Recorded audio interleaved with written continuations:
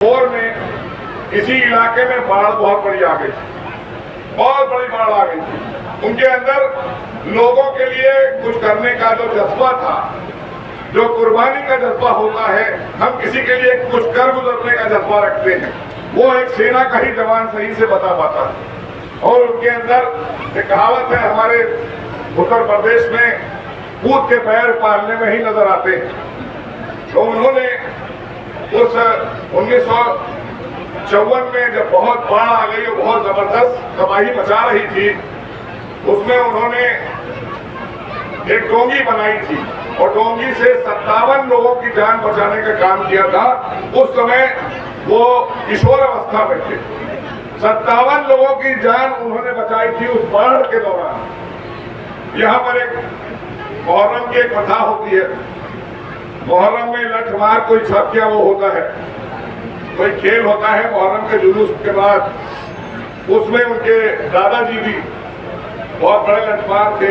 उनके बारे में मशहूर था कि वो बड़े बड़े लोगों को फराज कर दिया करते थे। वो एक प्रदर्शन होता था कि किस तरह से हम लोगों ने करबला के शहीदों को कैसे याद करना है और वहाँ पर अनुशासन में रहते हुए कैसे लड़ाइयाँ जीती जाती थी। वो उसके लिए लठमार के लिए जाने जाते थे। तो उन्होंने 16-17 लोगों का ग्रुप था और उस ग्रुप में जब वो जा रहे थे तो वो देख रहे थे कि ये सब नौजवान लड़के हैं और सबके हाथ में लाठियां हैं, मुझे भी लाठी से डिफेंस करना है। और वो लठमार खेल होता था, मेला लगता था मुहर्रम में। तो ये पुरानी बात है। तो 16-17 लोगों को उन्होंने थका दिया और थकाने के बाद हरा दिया और वो वहां जीते थे। और हमारे यहाँ बोला जाता है, जब अखाड़े में लोग कूदते हैं तो कहते हैं जय बजरंगबली। तो हमारे यहाँ मुस्लिम उसमें कहते हैं या अली। ये बहुत बड़ी परंपरा है। हमारे पूरे देश के अंदर बड़े बड़े पहलवान भी या अली भी कहते हैं और बजरंगबली भी कहते हैं। तो वो या अली कह के और उसमें पूरे उनके पिताजी पीछे खड़े थे। उनका हाँ बेटा अच्छे से, उनका नाम था उस्मान खलीफा साहब। वो पीछे से उन्होंने उनको प्रोत्साहित किया। तो इस तरह से उन्होंने तमाम ऐसे काम बचपन में ही कर दिए थे, जिससे ये साफ हो गया था कि उनका जज्बा, क्योंकि उनकी माता जी जो सकीना बानो थी, उन्होंने तैयार किया था उनको। और वो तैयार करती थी, हमेशा कहती थी कि हम अपने बच्चे को सेना में भेजेंगे। और सेना की प्रेरणा हमेशा वही देती थी सकीना बीबी। और उसके चलते उन्होंने भारतीय सेना को ज्वाइन किया। फिर उसके बाद से आज मैं आपको एक चीज बताना चाहता हूं। अभी हमारे भाई ने बताया, सभी ने बताया, परमवीर चक्र हम सब बहुत जानते हैं। परमवीर चक्र के बारे में हर हिंदुस्तानी जानता है कि सेना में परमवीर चक्र मिलता है। लेकिन ये वही बहुत लोग कम जानते हैं कि सेना का सर्वोच्च पद, ये जो वो है अवार्ड है, वो है। इससे बड़ा कोई अवार्ड भारतीय सेना में नहीं है जो वीर अब्दुल हमीद को दिया गया।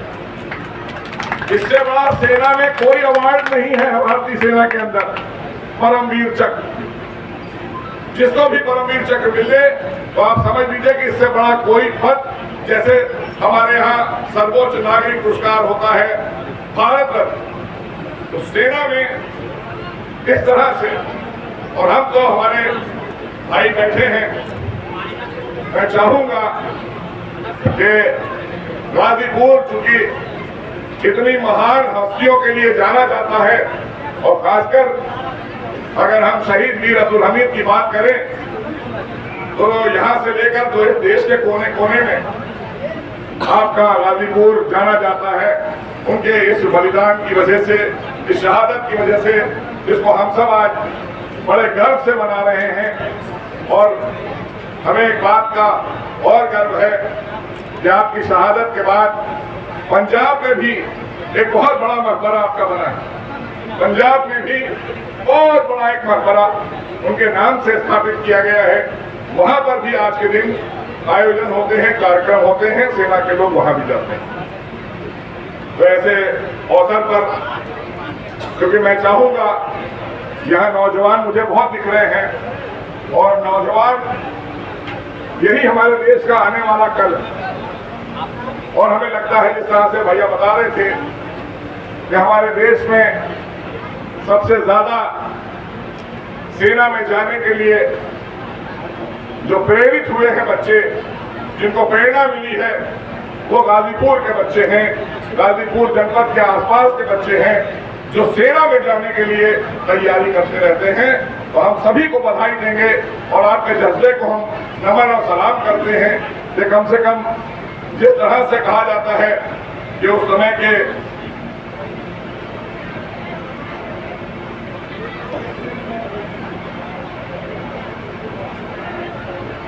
बीच में कुछ व्यवधान आ जाता है तो बात और उन्होंने हमसे आग्रह किया लखनऊ में, तो मैंने सारे कार्यक्रम छोड़े, जबकि आज हमारे प्रथम मुख्यमंत्री जो रहे उत्तर प्रदेश के, उनकी भी आज जयंती है, लेकिन हमने कहा माननीय मुख्यमंत्री जी के इस कार्यक्रम में आप सब और विधायक चले जाइए, लेकिन ये कार्यक्रम में मैं जरूर जाऊंगा, क्योंकि ये हमारे देश का गौरव है। हम सब तो आते हैं सत्ता और सदन में आते और जाते रहेंगे, लेकिन सेना पे जो जाता है और जो बलिदान दे देता है वो अमर हो जाता है।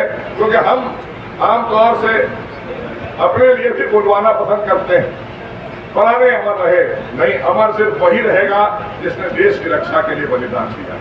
बाकी तो हम आए हैं और जाएंगे ही दुनिया से।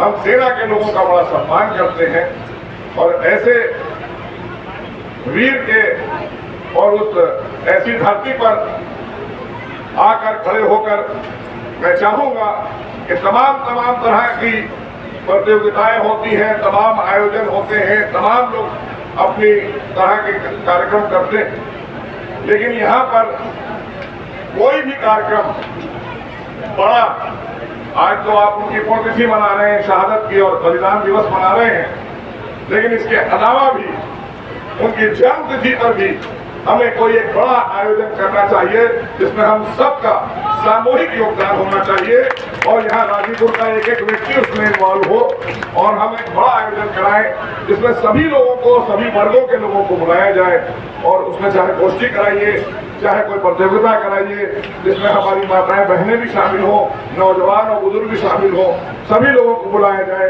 क्योंकि हमारे लिए एक बहुत बड़ी प्रेरणा है वीर अब्दुल हमीद। तो इस चीज को हमें आगे बढ़ाने की जरूरत है।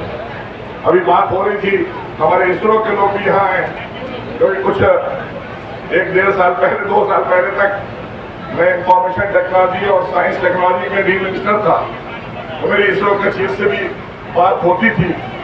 तो वैज्ञानिकों ने भी जो कर दिखाया है देश के लिए, वो भी सुनहरे हरफों से लिखा जाएगा, क्योंकि आज हमने वो उपलब्धि हासिल की है कि दुनिया में अभी किसी ने भी, कोई भी देश उस पोल पर नहीं पहुंचा था जिस साउथ पोल पर